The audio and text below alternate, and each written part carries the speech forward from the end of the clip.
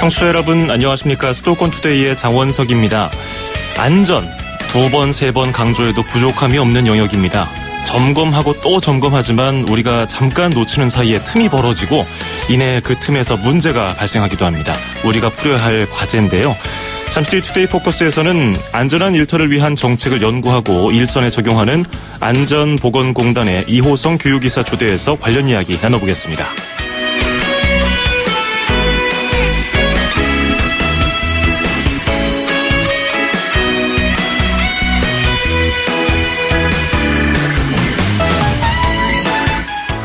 오늘 아침 앵커가 뽑은 수도권 뉴스입니다.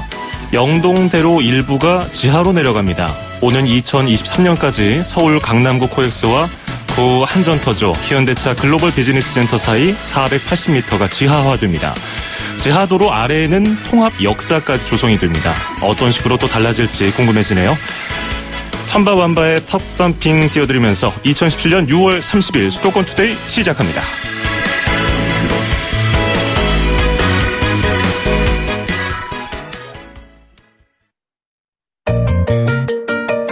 음악과 수도권 뉴스가 한방에 수도권 전문 방송 수도권 투데이.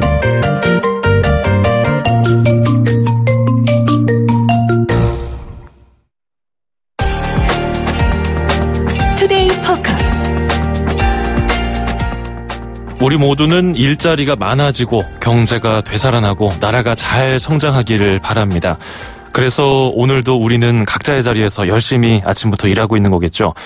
하지만 안전이 보장되지 않는다면 모든 게 소용없게 됩니다. 우리가 안전에 가장 중요한 가치를 두는 이유인데요. 오늘은 우리 사회가 안전에 대해서 어떤 과제를 안고 있는지 살펴보도록 하겠습니다. 이호성 안전보건공단의 교육안전문화이사 초대했습니다. 어서 오십시오. 예, 안녕하세요. 예, 반갑습니다. 안전보건공단, 그냥 공단 이름에서부터 드러나듯이 어떤 일을 하는지 대충은 알 것 같은데 제가 사전 미리 조사를 해보니까 국제학술지도 발간을 하고 있더라고요. 네, 그렇습니다. 안전보건공단은 안전보건에 관한 국내 최고 전문기관으로서 국제학술지라든가 여러 가지 관련 재예방 활동을 하고 있습니다. 예. 그리고 홈페이지를 보다 보니까 좌측 하단에 평소에 우리가 알고 있는 무슨 위험 경보라든지 그런 것들과 달리 타워 크레인 작업 위험 경보 발령, 그리고 양돈 농장 정화조 청소 작업 중 황화수소에 의한 질식 재해 발생 경보, 이런 좀 당연히 우리가 그런 사고가 발생했기 때문에 조심해야 되는 건 알지만 평소에 못 보던 발령이거든요. 이거는 어떤 것들인가요? 예, 사실 최근 산업 재해율을 보면은 지난해 역대 최저치를 기록하는 등 관련 지표는 개선되고 있습니다. 예. 그런데 최근에 이제 건물 철거 현장의 붕괴 사고라든가 타워 크레인 전도 사고, 또 축산 농가의 지식 재해 같은 사회적으로 이슈가 되는 중대 사고가 여전히 많이 발생을 하고 있습니다.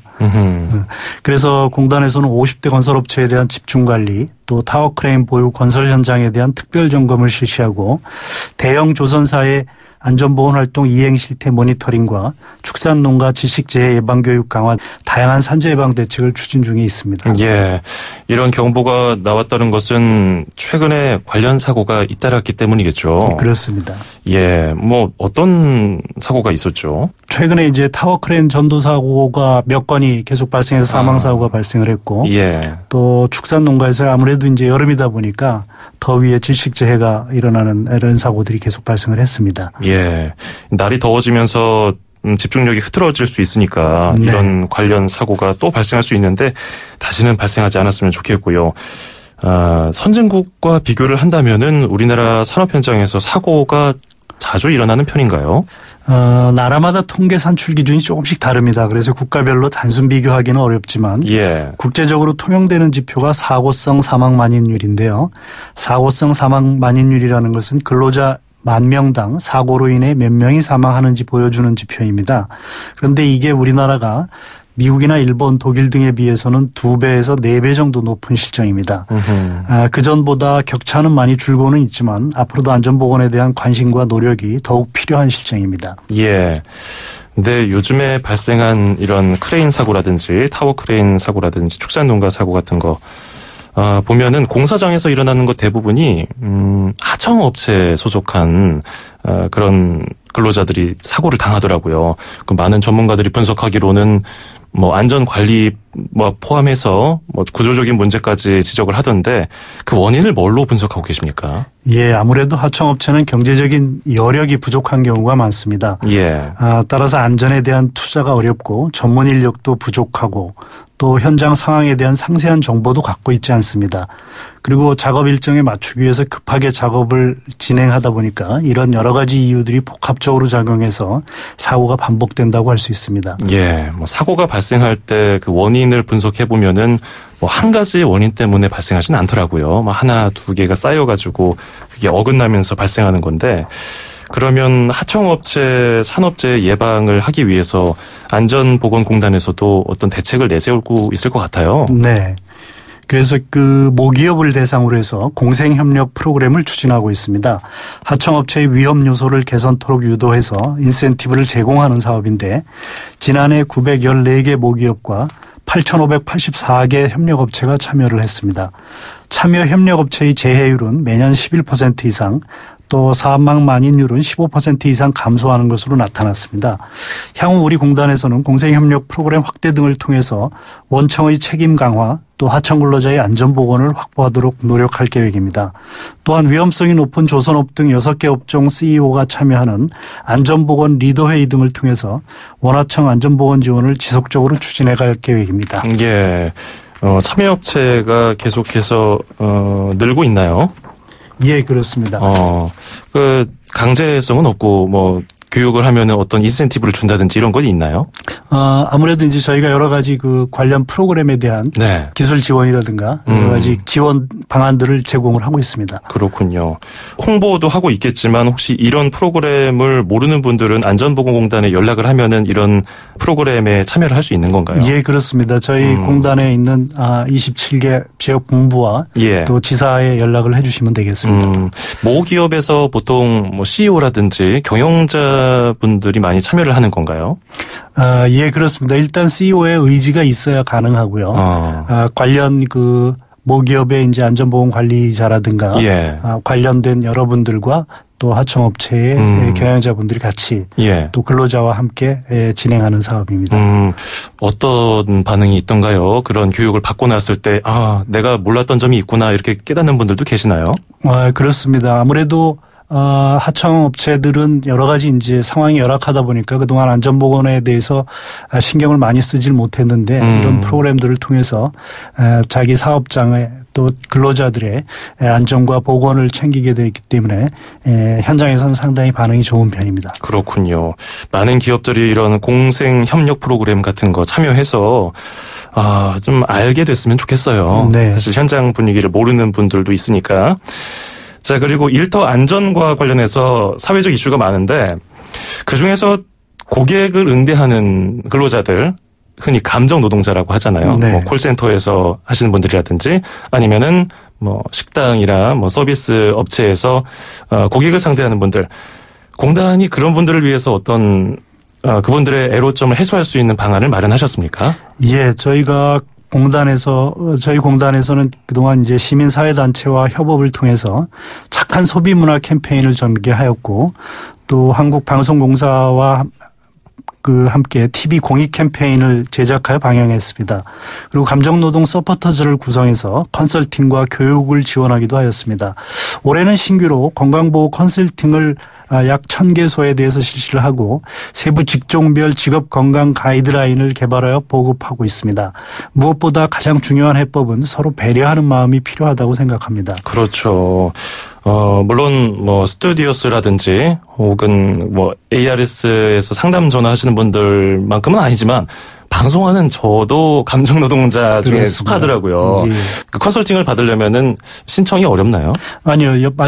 다른 사업과 마찬가지로 이제 저희 공단의 지역 본부와 지사로 네. 연락을 해 주시면은 관련 프로그램을 해드리고 있습니다. 그렇군요. 저도 한번 관심을 갖고서 컨설팅을 받아봐도 괜찮을 것 같군요.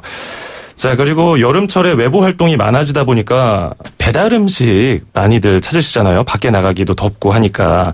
근데 보통 배달이 다 오토바이, 이륜차를 이용해서 많이 이루어지는데 종종 요즘에 블랙박스 영상을 통해서 공개되는 사고 영상을 보면은 끔찍하고 저런 사고가 안 났으면 좋겠는데 자주 나더라고요. 어떤 사고를 예방하기 위한 방법이 있을까요? 예, 아무래도 이제 빠른 배달 서비스 경쟁 또 그리고 빨리빨리 문화 때문에 사고 위험성이 높아지는 것 같습니다. 예. 지난해만 해도 25명이나 되는 안타까운 인명피해가 있었습니다. 빨리빨리 배달 문화가 사고로 이어질 수 있다는 사회적 공감대가 형성되어야 할 것 같습니다. 안전하게 배달해 주세요라는 말 한마디가 사고 예방에 큰 역할을 할 겁니다. 사업주는 물론 배달 이륜차를 운행하는 근로자에게 안전모를 꼭 지급하고 또 제동장치 등을 확인하고 시간제 배달을 지양시키는 노력이 함께 있어야 될 것 같습니다. 그렇죠. 우리가 배달시키려고 전화를 걸면은 일단 가장 먼저 물어보는 게 얼마나 걸리죠? 이렇게 물어보잖아요. 근데 네, 그렇습니다. 그런 것보다는 안전하게 배달해 주세요라고 말하는 그런 작은 습관인데 큰 파급력을 가져올 것 같습니다. 자, 이게 무더위가 시작되는 이제 7월인데요. 이게 6월도 다 끝났고요. 더운 날씨 때문에 업무의 집중력이 떨어지잖아요. 제가 서두에 말씀드린 것처럼. 그렇기 때문에 7월 첫째 주가 산업안전보건 강조 주간이더라고요. 네. 올해 행사는 어떤 것들이 있습니까? 예, 올해는 산업안전보건 강조 주간 50년이 되는 해입니다. 예. 1968년부터 저희가 행사를 시작했는데 이 올해는 함께 지키는 안전보건, 함께 만드는 행복미래 이런 슬로건으로 모두가 즐길 수 있는 국제적 수준의 축제로 준비를 하고 있습니다. 산재예방 50년 미래 안전보건의 과제라는 주제를 가지고 국제 심포지엄을 하고 있고요. 할 예정이고 또 4차 산업혁명 등 미래 산업환경 변화를 살피는 국제안전보건 전시회 또 안전보건 우수사례 공유를 위한 발표대회 또 그리고 안전연극 같이 국민 참여형 행사까지 준비를 하였습니다. 이번 행사는 많은 분이 참여할 수 있도록 또 야간까지 운영을 할 계획입니다. 방문하셔서 유익하고 즐거운 시간이 되셨으면 좋겠습니다. 예. 행사를 가족 단위로 많이 참여하셔서 아이들도 안전에 대한 경각심도 또 다시 한번 되새기고 하면 좋을 텐데 어떤 전시회가 어디에서 언제까지 열리는지 알 수 있을까요? 예, 7월 첫 주 7월 3일부터 7월 6일까지 국제안전보건 전시회가 열리고 예. 또 각종 세미나나 발표회 이런 것들은 7월 3일부터 7일까지 코엑스내 컨퍼런스 센터 3층과 4층에서 전개됩니다. 또 국제 심포지엄 7월 3일 날 개최되고요. 국민 참여 행사 역시 7월 3일부터 7월 7일까지 코엑스 안에서 개최되게 됩니다. 예. 이게 학교에서 안전이 중요하다 하면서 가르쳐 주는 것보다 이렇게 체험 활동하는 게 어렸을 때 아이들에게 큰 영향을 또 주더라고요. 네. 요즘에 비도 잘 안 오고요. 가뭄이 심각하고 무더운 날씨 정말 계속되고 있는데 여름철에 산업 현장에서는 더더욱 좀 조심해야 될 것들이 많을 것 같더라고요. 여름철에는 특히 어떤 사고들이 많이 발생합니까? 네, 여름철에는 밀폐 공간 질식 사고가 많이 발생합니다. 고온 때문에 밀폐 공간 속에 미생물 번식이 늘어나고 또 높은 습도 때문에 시설물들이 산화하여 산소가 부족하게 됩니다. 예. 산소 결핍 시에는 5분 이내에 사망할 수도 있습니다. 또 다른 형태의 여름철 불청객은 감전 사고입니다. 아무래도 땀과 신체 노출 범위 증가가 발생률을 높인다고 할 수 있습니다. 예. 땀과 습도는 전류를 잘 통과시키고 또 여름에 짧은 옷은 노출 범위를 넓힌다고 할 수 있습니다. 따라서 감전 사고는 생명과 직결되는 경우가 많기 때문에 각별한 주의를 요한다고 하겠습니다. 예. 밀폐 공간에서 질식 사고 글쎄요. 청취자분들께서는 어디에서 이런 사고가 발생하나 잘 모를 수도 있거든요. 어디에서 이런 질식 사고가 많이 발생합니까? 아무래도 이제 산업 현장에서 저장조라든가 이제 각종 탱크 같은 보수 작업 시에 이제 이런 일들이 많이 발생을 하게 됩니다. 예. 또 감전 사고도 있다고 하고 여름철에 특히 조심해야 되는 사고가 이런 두 가지 분류군요. 네. 질식 사고가 계속해서 반복되고 있고 재해자 중에서 꽤 많은 비율을 차지하고 있더라고요. 질식 사고가. 네. 그러면은 사고를 예방할 수 있는 방법 특별한 대책이 있어야 될 것 같은데요.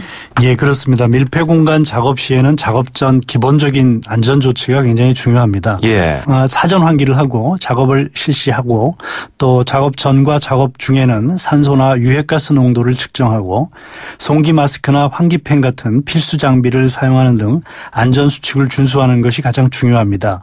질식사고 예방을 위해서 공단에서는 필수 보호 장비를 임대 보급하고 있고 건설업이나 맨홀 작업 등에 대한 직접 기술 지원도 확대 실시하고 축산 농가를 대상으로 해서 질식 재해 예방 안전 교육을 강화하고 있습니다. 예, 결국 기본을 중시하는 게 가장 필요하군요. 그렇습니다. 안전 수칙 준수하고 교육 잘하고 그렇죠. 자, 뭐 지금은 전통적인 사고 그리고 그 유형에 대해서 살펴봤는데 이제 우리가 앞으로 몸소 느끼게 될 4차 산업혁명 이와 관련해서 현장에서 새로운 위험 요인은 없을까 또 고민을 해봐야 되지 않을까 싶은데요. 어떤 대응이 필요할까요? 예, 말씀하신 것처럼 우리는 지금 4차 산업혁명의 소용돌이 속에 있습니다. 예. 스마트 팩토리 또 로봇 사용이 증가하면서 새로운 유형의 산업재해가 발생하고 또 증가할 수도 있습니다. 이에 대비해서 공단에서는 미래전략 추진단을 운영하고 있습니다. 복잡한 시스템으로 인한 대형 사고에 대한 대책도 강구하고 다양한 재해 원인에 따른 사고 예측 방안도 탐색하고 있습니다. 또한 인공지능 기술 응용 프로그램도 모색하고 있습니다. 가상현실이나 증강현실, 소위 VR, AR이라고 하는 이 기술을 융합한 교육 시스템을 도입하였고 드론이나 액션캠 같은 사물 인터넷 활용 방안을 강구하고 있습니다. 안전 관리에도 이런 사물 인터넷이 활용될 수 있군요. 그렇습니다. 그런데 공단에서는 이미 좀 발빠르게 4차 산업혁명과 관련해서 VR, 가상현실 기술을 교육에 활용하고 있다고 들었거든요. 아니, 가상현실을 어떻게 교육에 활용하고 있을까요? 예, 이미 올해 6월부터 전국 5개 교육장에서 가상현실 VR 체험 교육을 실시하고 있습니다. 예. 한 달 동안 약 1000여 명이 교육을 받았고 올해 말까지 12,000명이 교육받을 예정입니다. 가상현실 교육은 사망사고 위험이 크지만 직접 체험하기 어려운 크레인 사고라든가 로봇 사고 또 떨어짐 사고에 대해서 HMD라는 장비를 착용하고 사고를 체험하는 프로그램입니다. 가상 체험 교육의 장점은 무엇보다 근로자들의 몰입도가 커서 교육 효과가 높다는 것과 현장에 가지 않고도 다양한 위험기구나 위험 상황 연출이 가능하다는 것입니다. 올해 강조 주간 행사에 오시면 공단에서 만든 다양한 가상현실, 증강현실 콘텐츠를 직접 체험해 보실 수도 있습니다. 그렇군요. 사실 우리가 교육을 많이 받더라도 막상 그 사고 상황에 닥치면 당황스럽고 놀라서 어떻게 대처할 줄 모르는 경우가 많잖아요. 그렇습니다. 그럴 때 가상현실 VR로 직접 뭔가 얼굴에다가 쓰고 네. 눈으로 이제 보면서 직접 네. 몸으로 행동을 하는 거 아니겠습니까? 그렇습니다. 미리 체험을 해보는 겁니다. 그렇죠. 예. 뭐 간접적이긴 하지만 예. 그래도 많이 도움이 될 것 같네요. 자, 안전보건공단과 관련한 여러 이야기를 들어봤는데 끝으로요. 안전 문화가 확산하기 위해서는 어떤 우리가 마음가짐을 가져야 될지 청취자 여러분께 짧게 한 말씀 부탁드리겠습니다. 예, 산업 현장에서 사고가 반복되는 데는 여러 가지 이유가 있겠지만 가장 큰 원인은 안전이 중요하다 하는 의식이 제대로 정착되지 못했기 때문입니다. 작은 것 또 사소한 것부터 안전을 행동에 옮기는 노력이 필요합니다. 작업 전 안전점검을 습관화하고 생활화하여 실천 중심의 안전문화를 확산할 필요가 있습니다. 안전은 실천이 핵심입니다. 안전을 실천하여 습관으로 형성되면 산업재해로부터 소중한 생명을 지킬 수 있습니다. 예, 오늘 고맙습니다. 자, 지금까지 안전보건공단 이호성 교육안전문화이사와 함께했습니다. 오늘 인터뷰 잘 들었습니다. 예, 고맙습니다.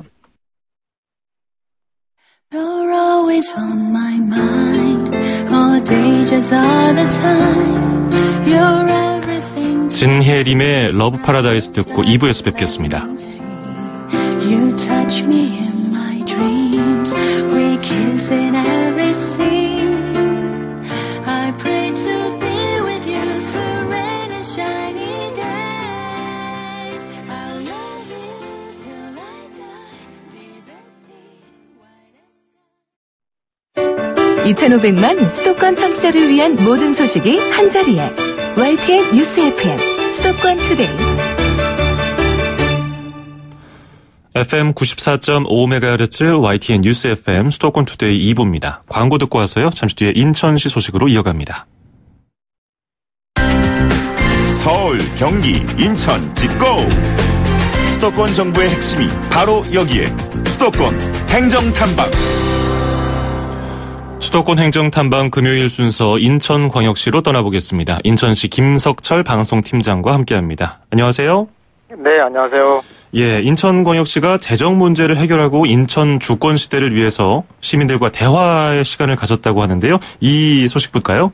네, 인천시는 민선 6기 3주년을 맞아서 지난 26일에 각 분야별 시민 대표 200여 명을 모시고 시민 행복 플러스 대화의 시간을 가졌는데요. 이날 행사는 인천시의 지난 3년간의 노력과 성과를 설명하고 시민과 진솔하게 소통하기 위해서 마련됐습니다. 특히 유정복 시장은 시민들께 드리는 진심 편지를 통해서 취임 당시 부채 13조 원과 또 하루 이자 12억 원 그리고 채무 비율이 39.9%로 재정 위기까지 갔던 악몽에서 깨어나서 이제는 재정이 튼튼한 인천으로 거듭났다며 그동안 성원해 주신 시민들께 진심으로 감사의 뜻을 전했습니다. 예, 인천 시민분들이 고생도 많이 하셨을 텐데 무엇보다 또 재정 건전화에 많은 분들이 관심을 가지셨을 것 같아요. 앞으로 네. 계획은 어떤가요? 네, 이날 행사에서는 시민의 가장 큰 관심사가 재정 건전화였는데요. 인천시는 지난 3년간 빚은 줄이고 문제는 풀고 희망은 연다는 목표로 재정 건전화를 우선순위로 많은 노력을 해왔습니다. 예. 그 결과 재정 건전화 추진 이후에 무려 2조 6천억 원에 달하는 빚을 갚았고요. 2014년 기준 하루 12억 원에 달하던 이자를 절반으로 줄여서 절약된 이자는 시민들이 피부로 느낄 수 있도록 노력하고 있습니다. 또 인천시는 그동안 이룬 성과보다 앞으로의 현안에 더욱 집중해서 저성장 노령화 현상이나 제4차 산업혁명 등으로 사회적 이슈로 떠오른 일자리 창출과 지역경제 활성화에 적극 대처해 나갈 계획입니다.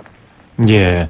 자, 그리고 제가 오프닝에서 며칠 전에 짧게 전해드린 바가 있는데 인천광역시 성모도와 강화도 본섬을 이어주는 성모대교가 개통했지 않습니까? 소식 들어볼까요? 네, 그렇습니다. 예. 네, 시는 지난 27일에 성모대교 개통식을 열고 28일 0시부터 전면 개통을 했는데요. 이날 개통식에는 김부겸 행정자치부 장관과 유정복 시장을 비롯해서 강화 군민 등 약 500여 명이 참석한 가운데 열렸습니다. 강화 본도와 3~3면 성모도를 잇는 성모대교는 총사비 854억 원을 투입해서 2013년 3월에 착공했고요. 길이 1.54km, 폭 12m의 왕복 2차선으로 올해 8월에 개통할 예정이었는데 사업 공정이 예정보다 빠르게 진행돼서 2달가량 앞당겨서 개통하게 됐습니다. 네, 그동안 성모도를 가려면은 배를 타는 방법밖에 없다 보니까 아무래도 네. 관광객 유치에 한계가 있었다는 지적도 있지 않았습니까? 네. 앞으로는 어떤 효과가 있을까요? 네, 말씀하신 대로 그동안 성모도는 30분 간격으로 운항하는 배가 유일한 교통편이어서 연간 100만 명의 관광객이 찾는 관광 명소였지만 접근성이 낮아서 내륙에서 찾아가기가 어려웠습니다. 그러나 이번 개통으로 서울과 경기권에서도 성모도까지 오는데 약 1시간 정도 소요될 것으로 예상되어서 연간 통행 시간 절감 비용으로 6억 8천여만 원의 비용이 절감되겠고요. 예. 지역 생산 유발 효과도 943억 원, 그리고 고용 창출도 855명 등의 경제적 효과가 날 것으로 기대하고 있습니다.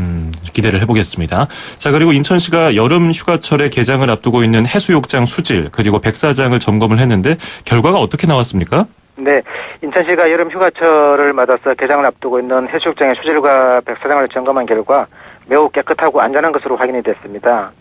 지난 5일부터 인천시 중구와 강화군 그리고 옹진군에 위치한 21곳의 해수욕장 총 69개 지점을 대상으로 개장 전에 수질과 백사장의 모래 검사를 실시했는데요.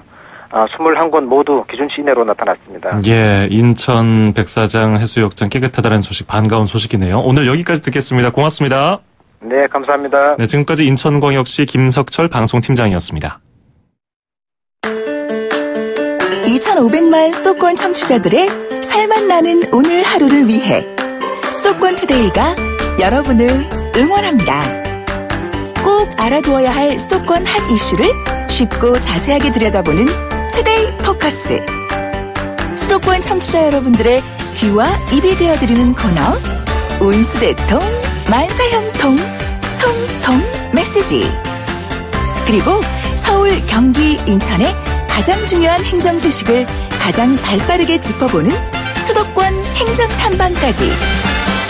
똑 소리나는 수도권 라이프를 원하신다면 지금 듣고 계시는 94.5MHz YTN 뉴스 FM 수도권 투데이.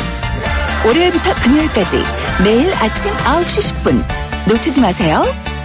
참, 수도권 투데이의 문을 두드리고 싶은 청취자 여러분께서는 지금 주저하지 마시고 짧은 문자 50원, 긴 문자 100원에 샵 0945, 우물정 0945로 문자 메시지를 보내주세요. 수도권 투데이는 청취자 여러분과 늘 함께하고 있습니다. 평일 오전 9시 10분 94.5MHz YTN 뉴스 FM 수도권 투데이, 청취자 여러분과 늘 함께합니다.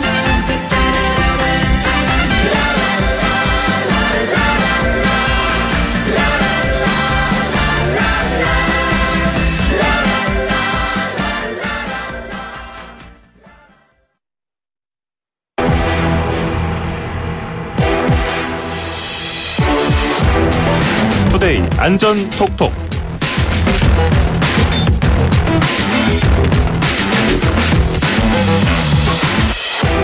안전에 대한 관심 없는 사람은 없을 겁니다. 그런데 어떻게 하면 안전을 지킬 수 있을까?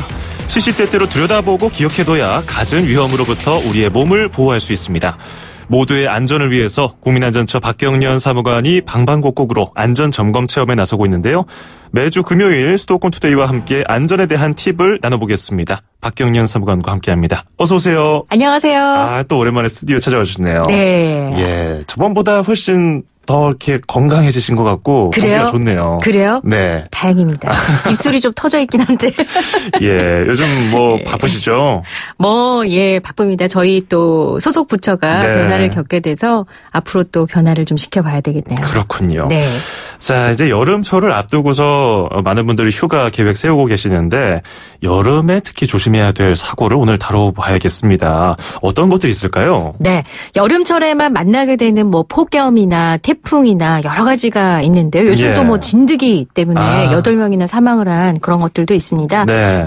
특히 오늘은요, 어린이 차량 갇힘 사고에 대한 대처법을 좀 소개해 드리려고 합니다. 이거 어린이들이 어린이집이라든지 그런 통학 차량에 갇혀가지고 발견 못 돼서 결국 목숨을 잃은 사건 같은 것들 큰 충격을 줬었는데요. 네. 지난해 7월 광주에서 4살 어린이가 유치원 통학버스에 갇힌 채 8시간 가까이 방치된 사건이었죠. 예. 결국 아이는 뇌손상을 입고 지금까지도 의식불명인 것으로 알려졌습니다. 발견 당시에 체온이 무려 42도에 달했는데요. 이 사고뿐만이 아니죠. 지난해 6월에 차량 안에 2시간 동안 방치됐던 5살 여자아이가 혼자 힘으로 운전석 문을 열고 가까스로 탈출한 적도 있고요. 또 2011년에도 함양에 한 어린이가 7시간 방치가 돼서 사망한 적이 있습니다. 아이고, 이거 어떡합니까? 정말 속상한데요. 아이들한테 문 여는 방법을 미리 알려줘야 될 것 같기도 하고요. 네. 자, 이런 일이 우리나라에서만 있었습니까? 그렇진 않습니다. 예. 폭염이 지금 중국 남부 지역에 아주 심하다고 하는데요. 최근에 3살과 4살 아이가 유치원 통학버스 안에서 숨진 채 발견된 사고가 있었고요. 또 어린이 통학 차량 안에서만 발생하는 것이 아니고 부모가 두고 가기도 합니다. 예. 일본에서는 아이 아빠가 자동차 카시트에 아이가 타고 있는 것을 깜빡 잊고 출근을 그냥 한 거죠. 예, 그런 것도 있었고요. 이번 달에 중국에서도 부모가 1살 배기 아이를 남겨놓은 채 쇼핑을 하러 갔다가 경찰이 발견하고 또 3살 아이가 차에 갇혀서 탈수가 심한 상태로 발견된 사고도 있었습니다. 다들 자기 몸 가누기도 힘든 정말 어린 아이들이네요. 네. 근데 이 더위에 차 안에 아이를 두는 게 위험하다는 걸 알 텐데 깜빡하는 부모들도 참 속상하기도 하지만 왜 그렇게 부모들이 할까요? 대부분은 잠깐은 괜찮겠지 이런 생각 때문이에요. 우리 장원석 아나운서는 아직까지 미혼이시죠? 예. 근데 이제 아이를 키우다 보면은 우는 아이나 잠이 든 아이를 카시트에서 내려서 데리고 갔다가 오고 이런 걸 좀 사실은 좀 번거롭긴 해요. 그러니까 아이가 잠이 들었다면은 잠자고 있을 때 잠깐 다녀야겠다 이런 생각도 할 수 있고요. 근데 사실은 많은 사고가 잠깐은 괜찮겠지, 이번은 괜찮겠지, 나는 괜찮겠지 이런 거 때문에 발생을 하잖아요. 그러니까 일본의 한 자동차 회사가 더위에 차 안의 온도가 얼마나 올라가는지 실험을 한 영상이 있는데요. 32도의 더위에 바깥에 주차된 차량은 1시간만 둬도 실내 온도가 45도까지 올라가는데 이 45도가 그냥 45도가 아닙니다. 플라스틱 장난감이 녹고요. 젤리가 녹고요. 그래서 액체로 변하는 그런 정도거든요. 1시간 30분이 지나면 내부 온도가 70도까지 올랐는데요. 부모가 아이들을 위험에 빠뜨려서는 안 되겠습니다. 태양볕 아래 자동차 주차해 보신 분들은 알잖아요. 네. 얼마나 뜨겁고 답답한지. 자, 이 어린이 통학 차량의 경우는 법이 개정이 됐죠? 네, 이번 달 3일부터 도로교통법이 개정이 되면서 어린이 통학 차량 운전자는 어린이가 하차를 했는지 확인을 하지 않았을 때 범칙금 12만 원에 벌점 30점을 받게 됩니다. 예. 지금까지는 어린이가 승하차하는 과정에서 그 안전만 확인하면 됐는데 이제는 운행이 끝나고도 하차 확인을 해야 한다는 의무가 추가가 된 거죠. 근데 뭐 이 안을 두고도 이거 이래서 이 정도로 되겠냐. 손방망이 처벌이다. 이런 논란도 있습니다. 예. 호주 같은 외국에서 보면요. 반려동물을 더위에 차 안에 두면 벌금 6천만 원 또는 징역 2년에 처하는 처벌 규정도 두고 있다고 해요. 예. 무엇보다도 사고가 나면 사실은 뭐 이 아이나 가족이 입은 피해는 돌이킬 수가 없잖아요. 예. 사고가 일어나지 않도록 미리 대비하는 것이 가장 중요할 것 같습니다. 물론 호주가 동물 보호에 정말 다른 때보다 각별한 것은 아니겠지만 네. 우리나라는 사람이 하차했는지 안 했는지 확인 안 하면 12만 원인데 네. 반려동물 두었다고 6천만 원, 징역 2년. 엄청나군요. 조금 더 아이러니한 것은 어린아이를 뒀을 때 호주의 처벌이 이 반려동물에 대한 처벌보다 약하다 그래요. 그래서 그건 제가 잘 이해가 안 되더라고요. 좀 묘하네요. 자, 어쨌든 어린이 차량 갇힘 사고를 예방하기 위해서는 우리가 어떤 걸 조심해야 할까요? 네, 우선은 통학 차량을 운영하는 분들은 아이가 다 내린 후에 꼭 확인을 해야겠고요. 예. 동작 감지기 같은 걸 설치하면 도움이 됩니다. 최근에 한 지자체에서는 근거리 무선 통신을 이용해서 차량 주차 후에 차량 안에 어린이가 있는지 여부 혹은 차량 근처에만 가도 어린이의 움직임을 감지해서 알려주는 기술을 도입하겠다 이런 발표를 하기도 했고요. 예. 또 창문을 짙게 썬팅하지 않도록 해야 됩니다. 혹시라도 어린이가 갇혀 있을 때 바깥에서 확인할 수 있다면 도움을 줄 수 있잖아요. 근데 지난해 7월에 있었던 그 광주에 있었던 의식불명 아이가 탄 차량도 짙은 썬팅이 되어 있었는데 초반엔 이 아이도 계속 움직였다 그래요. 그래서 그것만 찾을 수 있었다면 구해줄 수 있었을 텐데 참 안타깝습니다. 예. 자, 그러면 아이들이 혹시나 이렇게 조심을 하더라도 깜빡하고 또 차 안에 놓고 내릴 수가 있잖아요, 부모들이. 네. 어떤 대처법을 좀 교육해야 될까요? 그 실험을 해보면 아이들이 차량에 갇히는 것과 관련해서 초등학교 저학년 한 9살, 10살까지도 차에 딱 갇혔을 때 막 창문을 두드리거나 소리만 질러요. 이거를 아니면 뭐 울거나 그러니까 아이들은 큰 소리로 부르면 누가 올 거다. 내 소리가 들릴 거다. 이렇게 생각을 하지만 실제로는 잘 안 들리잖아요. 안 들리죠. 그래서 아이들한테 미리 혹시라도 네가 차에 갇히게 되면 빵빵 경적을 울려.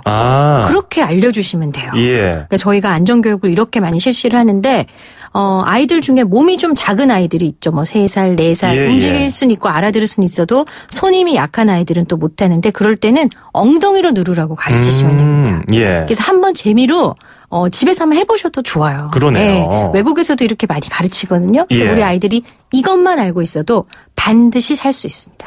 야, 이거 우리 청취자분들도 아이들한테 이거 꼭 가르치시면 좋을 것 같아요. 아까 제가 뭐 문 여는 방법을 알려줘야 되는 거 아니냐 했는데 사실 그거까지는 어려울 것 같기도 하고. 당황할 수 있고 문을 잠가버리면. 그렇죠. 또 다른 브레이크, 주차 브레이크 같은 것을 내릴 수도 있으니까. 그렇죠. 경적을 울리도록 가르쳐라. 괜찮은 방법인 것 같습니다. 자, 오늘은 아이들이 차 안에 갇혔을 때 어떻게 대비해야 되는지 알아봤습니다. 오늘 고맙습니다. 감사합니다. 네, 지금까지 국민안전처의 박경련 사무관이었습니다.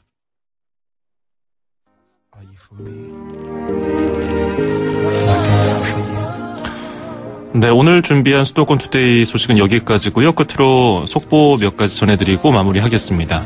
오늘 롯데그룹이 비선실세 최순실 씨가 장악한 것으로 의심이 되는 K스포츠재단의 부정한 청탁을 대가로 지원했는지에 대한 심리가 진행이 됩니다.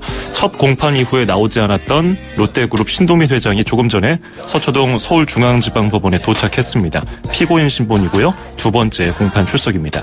그리고 오늘 장관 후보자 인사청문회 두 건도 잠시 뒤 10시부터 열립니다. 김상곤 사회부총리 겸 교육부 장관 후보자의 인사청문회는 어제 15시간 넘게 진행이 됐는데 결국 파행됐고요. 오늘 다시 열립니다. 더불어서 조대엽 고용노동부 장관 후보자 인사청문회 역시 10시부터 시작됩니다. 김상곤 교육부 장관 후보자는 조금 전에 국회에 도착을 했는데요. 기자들의 질문에 오늘도 최선을 다하겠다. 자료 제출과 관련해서는 최선을 다하고 있고 특별히 드릴 말씀은 없다면서 인사청문회장으로 들어갔습니다. 잠시 뒤 이어지는 10시 뉴스부터 또 자세히 전해드리겠습니다. 자, 끝으로 들으실 노래는 KCN 조조입니다. Tell Me It's Real 띄워드리면서 저는 인사드리죠. 다음 주 월요일 아침 9시 10분에 뵙겠습니다. 장원석이었습니다. 고맙습니다.